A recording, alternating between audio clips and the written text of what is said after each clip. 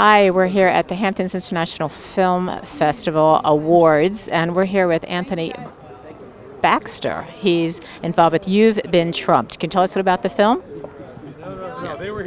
Well, You've Been Trumped is a David and Goliath story for the 21st century. It follows the story of Donald Trump building a golf course resort on a stretch of wilderness in Scotland that was supposed to be protected by Scottish government legislation because it's such an environmentally sensitive area. But the government was wooed by the prospect of jobs being created by this development. The promise was 6,000 jobs across Scotland. I felt those figures didn't stand up under scrutiny, and certainly as I investigated for the film, I believe that more and more. And I also felt that the local residents needed to be given a voice.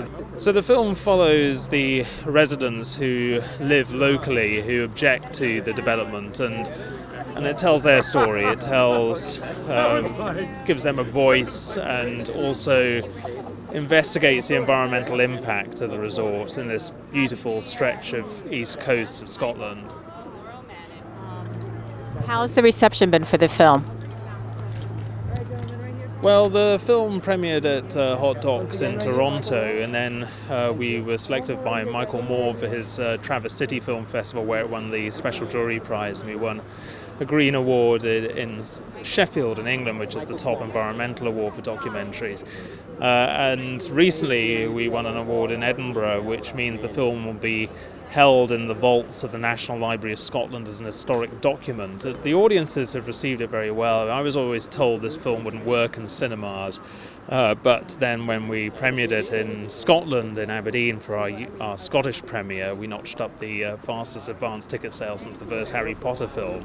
And so I always felt that, we'd proven that there is an audience.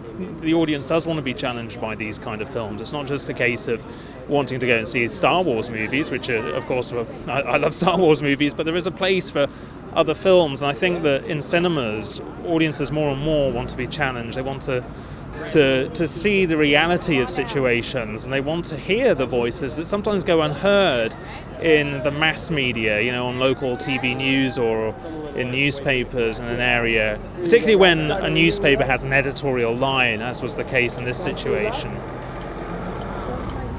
Anthony Baxter, what is good news for you? What is what, sorry? Good news for you. Good news for me. You mean in relation to the film, or? Anything. Well, good news for me is I don't really understand what you mean. Okay. Anthony, what is good news for you? Anything personal, work, anything?